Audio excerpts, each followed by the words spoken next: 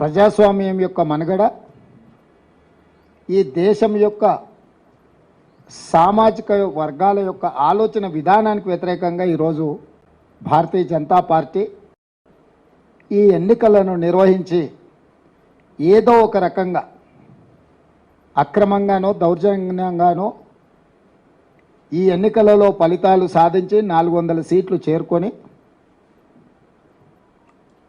రాజ్యాంగం యొక్క ప్రాథమిక సూత్రాల మీదనే దాడి చేయాలని కంకణబద్దులై ఈరోజు నరేంద్ర మోడీ గారు, అమిత్ షా గారు దేశం నలుమూలల తిరుగుతూ అన్ని రకాల వ్యవస్థల్ని, సంస్థల్ని వినియోగించి దాడి చేస్తున్నారు ముప్పేట.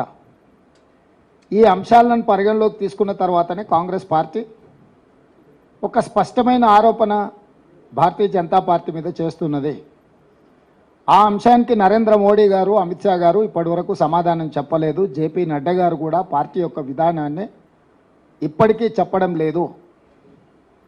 ఆనాడు డాక్టర్ బాబాసాహెబ్ అంబేద్కర్ గారి నేతృత్వంలో రచించిన రాజ్యాంగంలో రిజర్వేషన్లను 3 విధాలుగా చేర్చడం జరిగింది.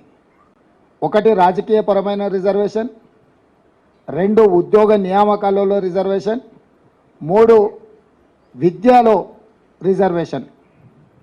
ఈ 3 రకాలైన రిజర్వేషన్లను రాజ్యాంగము ఎస్సీ ఎస్టీలకు ప్రాథమిక హక్కుగా ఇవ్వడం జరిగింది.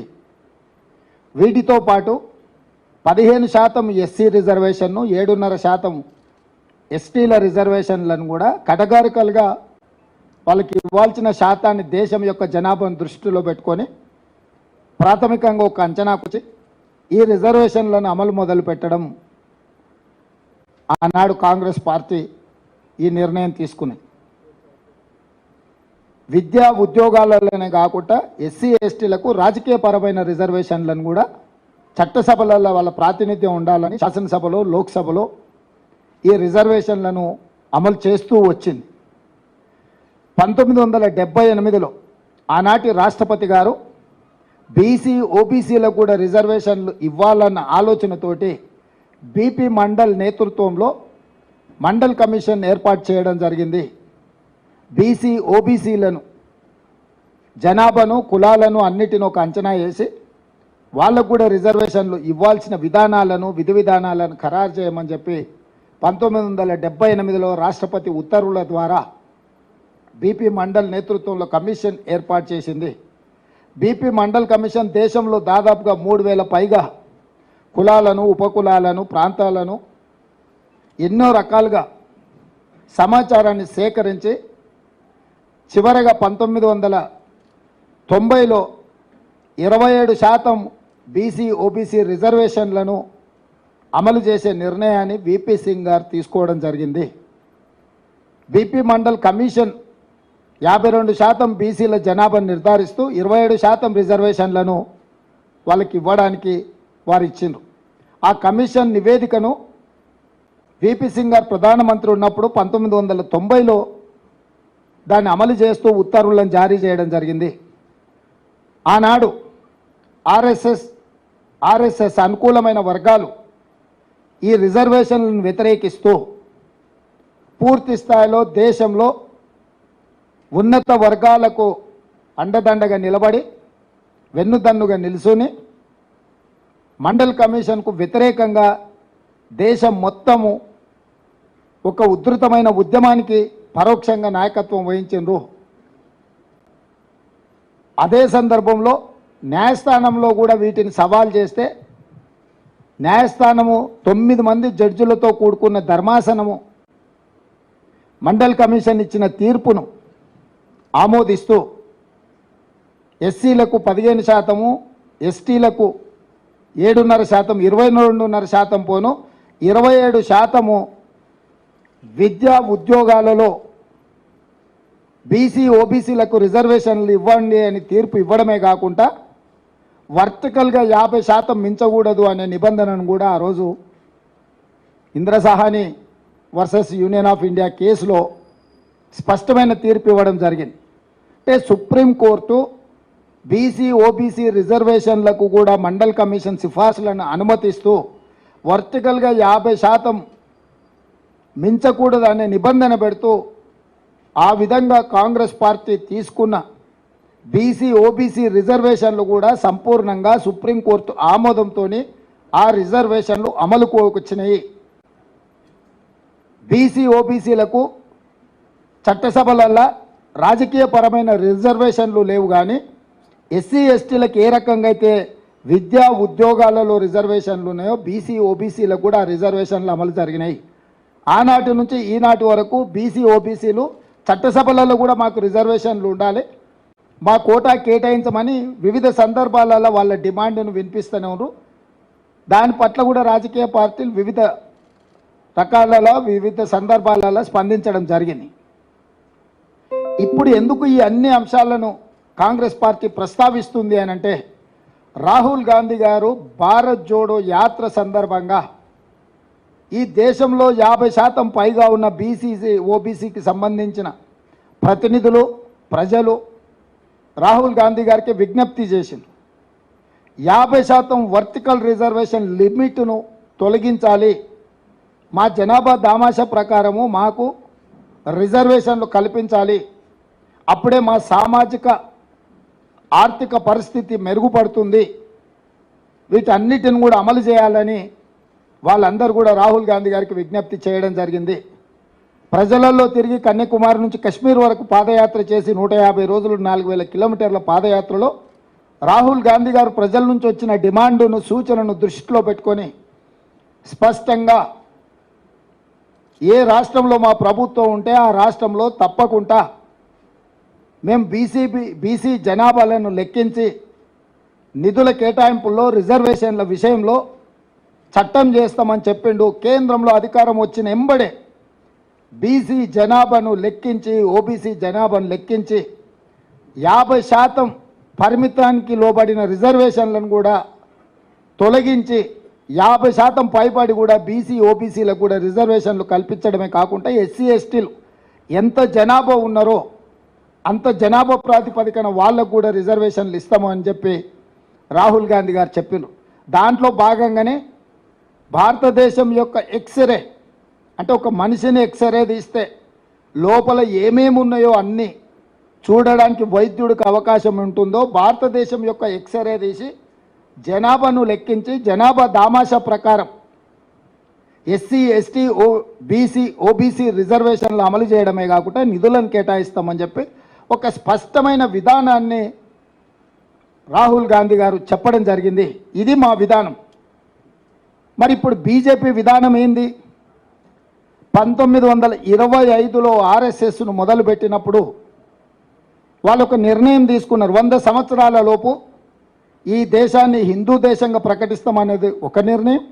స్వతంత్రం వచ్చిన తర్వాత కాంగ్రెస్ పార్టీ అమలు చేస్తున్న రిజర్వేషన్లను రద్దు చేసి రిజర్వేషన్లు లేని దేశాన్ని ఏర్పాటు చేస్తామనేది రెండవది. ఈ రెండు విషయాలలో అన్ని రకాలుగా వాళ్ళు ఒక ప్రయత్నం చేస్తున్నారు. మూడవది, ఈ మధ్యలో నరేంద్ర మోడీ అమిత్ షాకు తోడైనరు ఇద్దరు, అదానీ అంబానీ.